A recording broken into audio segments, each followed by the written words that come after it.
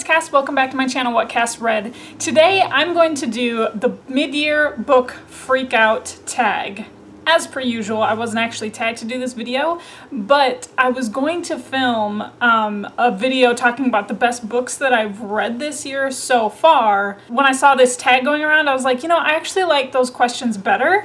So if you still want to see a video of me talking strictly about the best books that I've read this year so far, please do leave me a comment in the comment section below.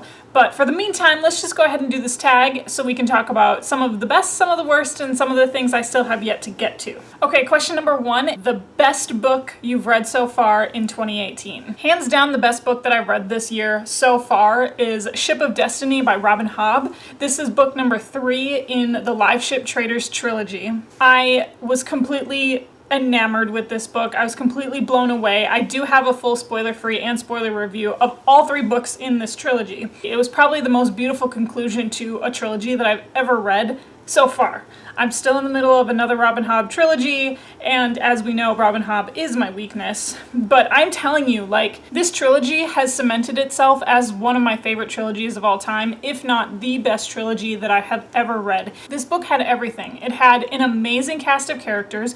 It had ships that are alive and that can talk to you. It had magic. It had dragons. It had pirates. You know, sometimes you get into trilogies and the book toward the end kind of taper off a little bit. It didn't. I was a little bit emotional while I was reading this book, but that's just because it's so beautifully written. So this is Ship of Destiny, book number 3 of the Live Ship Traders trilogy. The question number 2 is the best sequel that I've read so far in 2018. Well, the best sequel that I read was actually Mad Ship, which was book 2 of the Live Ship Traders trilogy.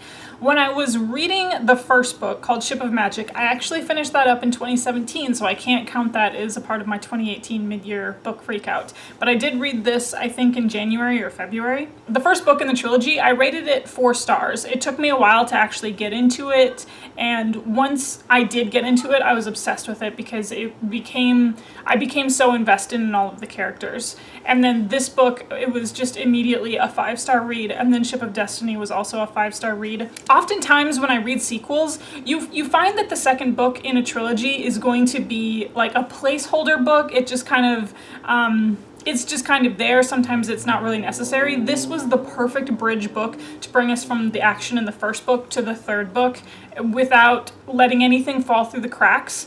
That's why I said that this trilogy is probably one of the best trilogies that I've ever read, because the second book doesn't disappoint you. So this is Mad Ship.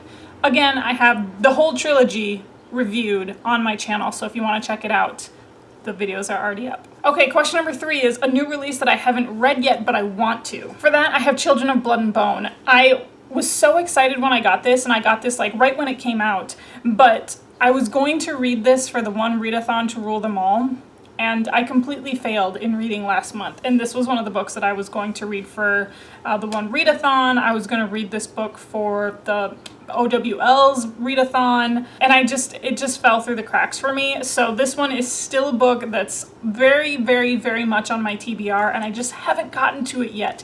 I have thus far avoided every single review of this book because I just don't want to know anything. Like, I really want to savor this book and I really want to enjoy it. So I hope to get to this one sometime throughout the summer. Question number 4 is my most anticipated release for the second half of the year. My most anticipated release is going to be Spinning Silver by Naomi Novik. If you remember from like some of the best books that I read in 2017, Naomi Novik's book Uprooted was one of the most beautiful like standalone fantasies that I've ever come across. Like, you want more, but you're also satisfied with how it ended. So I have really high hopes for Spinning Silver. It's supposed to be a Rumpelstiltskin kind of fantasy book.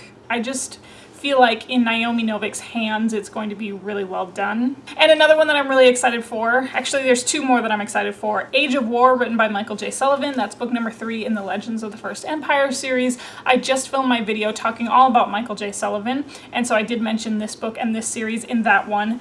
And then Bloody Rose, written by Nicholas Eames. That's book 2 in his The Band series, and the first book was Kings of the Wyld, and I'm really pumped for that one. Those probably are going to be like the next 3 books that I like haul right away when they come out. So question number 5 is your biggest disappointment. I have 2 really big disappointments. The first one is The Last Wish, written by Andrzej Sapkowski. This is book number 1 in the Witcher series. It's actually not technically book number 1, it's book number 1 of a series of short stories. Then there's a second book of short stories, and then it starts into the book series. I do actually have a full review on this one, a spoiler-free review, and that one's actually my most popular upload that I have currently. I guess because there's just a lot of Witcher fans out there, and I was disappointed in this just because I wasn't like expecting what we got. I knew it was a short story format, but I didn't expect it to be just so like grim fairy tale-esque, and maybe that's my own fault for not doing my due diligence on what I was getting into with the Witcher series. But because my husband played the games, I thought it was going to be more, I don't know what I was expecting. So in this book, there's one series of short stories called The Voice of Reason. That's the present day timeline. And then there's a bunch of different little short stories that are kind of like side quests and little missions. It really felt to me like it was like in the gaming community, it was like a lot of side quests. And I just wasn't expecting that. So that was the only reason why I gave this a 2.5 out of 5 stars. My next big disappointment, it's like a mild disappointment, but this is Obsidio, written by Amie Kaufman and Kristoff. If we're talking about trilogies that started off really strong and then descended as the books went on, Obsidio for me falls into that category. I just didn't feel like the payoff was that great in the end for the characters, and it wrapped up way too neatly for how crazy and bizarre the adventures got. Everybody came together in one last hurrah mission, and it didn't do anything for me the way that the first book did. The first book really had me thinking about the implications of artificial intelligence. It really had me thinking about, like, what would we do if the artificial intelligence in our life decided to make decisions on our behalf? And then it just kind of lost a little bit of steam as we moved forward in the trilogy. So I ended up giving this book 3 out of 5 stars. I was expecting to really love it because the first 2 books had a lot of really great action in it, and I wasn't feeling it for this final book. So this is Obsidio, written by Amie Kaufman and Kristoff, book number 3 of the Illuminae files. All right, question number 6 is my biggest surprise of the year. Again, I have 2 picks for this question. One of the biggest surprises for me was Soulless, written by Gail Carriger. This is book number 1 of the Parasol Protectorate series. I had originally, I've seen this book around for a very long time, and I just hadn't picked it up yet. And I grabbed it after I finished reading The Final Empire, written by Brandon Sanderson. I was kind of an emotional wreck getting done with book number 1 of the Mistborn series. So I wanted something like really light to bring me out of that darkness. And this book like cured all sadness that I had. I didn't have very many expectations for it going into it. And then coming out of it, I was like, well, I need to read every single thing that Gail Carriger has ever written. I need to know everything about Alexia Terabati going forward. I need to know about this life that she leads. Alexia Terabati is our main character, and she was born without a soul. And in the world that she lives in is Victorian-era London. It's a steampunk fantasy of manners, comedy, love story, all wrapped up into one. The vampires and werewolves are not like really part of a secret society. They're out and about in society, in like high society of London. And the cool thing about Alexia Terabati is because she was born without a soul, the magical powers that supernatural beings have actually don't work on her for whatever reason. So it was a really, really fun adventure, and I plan to read Changeless, which is book number 2, very soon. And the next big surprise for me, this is Nevermoor, The Trials of Morrigan Crow, written by Jessica Townsend. This book, I read it for the BookTube SFF Awards, and it was a middle grade novel that I had heard some positive things about, but I wasn't expecting much. This ended up being a 5-star read for me. I just had such a good time reading this because it gave me all the feelings of reading Harry Potter again, like for the first time, and all of the magic that you experience for the first time when you read a book like that. This book gave me those same feelings. Okay, question number 7 is my favorite new author, debut or new to me. I don't know if can I count all 5 of these authors? These are all very different authors. Gail Carriger, I've already talked about her. Jessica Townsend, already talked about her. I have Scott Lynch, who wrote The Lies of Locke Lamora. This book was one of the first books that I read this year. It was actually the first 5-star read for me this year. It's just so incredibly smart. Like, Locke Lamora is one of the wittiest, funniest, smartest characters I've ever read, and I legitimately laughed out loud when I read this book.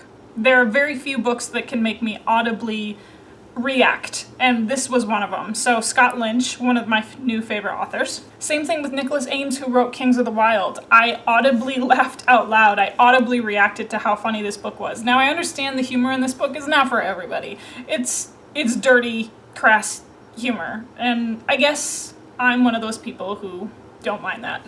Then this is The City of Brass, written by S.A. Chakraborty. The writing in this book was so beautiful. It told an entirely original fantasy story. I do have an entire spoiler-free and spoiler review of this book. Actually, this one, Kings of the Wyld and The Lies of Locke Lamora, I have reviews on all of them. Okay, question number 8 is my newest fictional crush. I do have a good fictional crush, and that is Adeyemi, inside both Truthwitch and Windwitch, written by Susan Dennard. All the stereotypical things in a YA book that make you fall in love with him. He's just mysterious, he's the anti-hero, he does the wrong things, but are they the wrong things?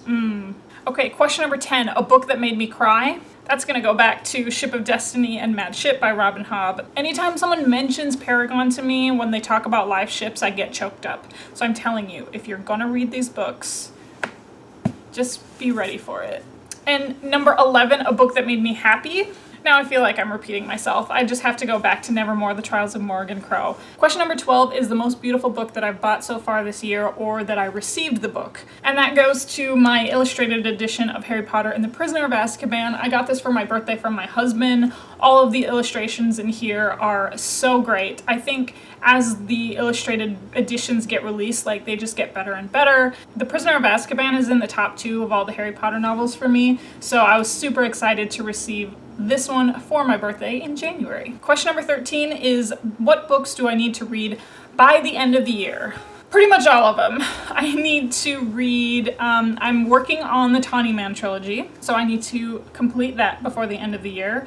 And then I actually put aside the Mistborn trilogy for a little bit, just because I was just in not a reading funk, but I just wasn't in the mood for it. And so I put that down, and then I picked up Fool's Errand by Robin Hobb. The other need to get to is Red Seas Under Red Skies by Scott Lynch. I read The Lies of Locke Lamora in January, and so we're like halfway through the year and I haven't picked up this one. So this is another one that I do need to get to. Okay, and question number 14 is my favorite book community member. That's really hard. I don't like when they ask that. My favorites, all of them.